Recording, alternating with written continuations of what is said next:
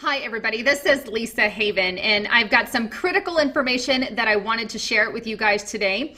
Now, just a few days ago, I put out a report stating that there were 12 major events that were going to happen on or before the end of September of this year. Now, let me just briefly cover those, and then I want to move on just to kind of remind you guys of what those were. And those 12 events are: number one, NORAD reopened at the Cheyenne Mountain after being closed for many years, and the reason that they're doing this is because they're worried about an EMP attack. Number two, the Supreme Court legalizes gay marriage in all 50 states. Number three, the Star of Bethlehem appears on June 30th. Number four, Talisman Saber starts. Number five, Pope Francis declares he wants to build not only a world government, but also a new world order. Number six, the Temple Institute makes their announcement to start raising red heifers, which is a precursor to the building of the third temple. Number six, the New York Stock Exchange crashes, United Airlines halts, Wall Street Journal site, and Chinese markets shut down. Number eight, Jade Helm begins today, July 15th, the Shemitah year. Number nine, the Jubilee year. Number 10, 11, the Blood Moon Tetrad. And number 12, the United Nations hosts their Agenda 21 meeting of sustainable development, in which the Pope will be attending that meeting. Now, what I want to do today is add a 13th to that list that I believe is critical, especially if you study biblical prophecy. And I think that it makes a perfect conclusion to this list, because we know that God shows us signs in the sun and moon and stars when he wants to warn us of things to come. And I believe that this 13th one is critical for you to know. And that is number 13, UN proposal to make a Palestinian state. Just a few days ago, come this September, the United Nations Security Council is expected to vote on a UN resolution that would establish a Palestinian state. France is already working on a proposal basically to get the ball rolling on this and to give it to the UN Council on September the 15th when they have that meeting. According to Pravada.ru, and I will leave a link below to this site, so check it out. This is what it says. The resolution would declare that a divided Jerusalem is the capital of both Israel and a Palestinian state. In addition, the new document would set the 1967 borders as a baseline for future negotiations to establish the final borders between the two nations. Interesting. We already know that about 136 other countries have agreed to making a Palestinian state. The only one that's holding holding out right now is basically President Obama. And we are hearing from DEPCA files and other sources that it is likely he will give the green light on this come the UN Security Council coming up in September. Now, why is that important? Now, that is the critical question that we all need to answer, and also why I am doing one video specifically on number 13, because I think it's imperative. And here's the reason.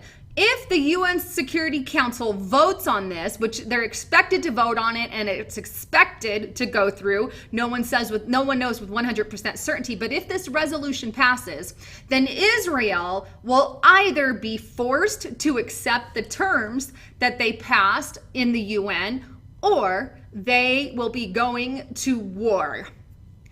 Both of which could fit into biblical prophecy. Now, if the UN forces Israel and says, hey, you need to sign this resolution, you need to be okay with this, and we're going to meet with Palestinian authorities and Israeli authorities, and we're going to make some kind of deal due to this resolution, then my prophetic ears go up and say, hey, could this UN resolution lead into a 7-year treaty spoken of in Daniel 9:27. And Daniel 9:27 states this: and he, the Antichrist, who is basically the vilest of persons, who will rise in the latter days and he will basically rule the world for a time. But the Antichrist shall enter into a strong and firm covenant with many for 1 week, or basically 7 years. This is how many Christians know who the Antichrist is, because he will sign a 7-year false peace treaty with the nation of Israel. And when that happens, we know, number one, that that's the Antichrist, and two, this is basically the beginning or kickoff of the 7-year tribulation period. And if you're not familiar with Christian prophecy on that, basically it's 7 years of utter hell, where the Antichrist is ruling a good portion of that. So not something we want to be here for, but definitely a time spoken of in biblical prophecy. Now, back to Israel.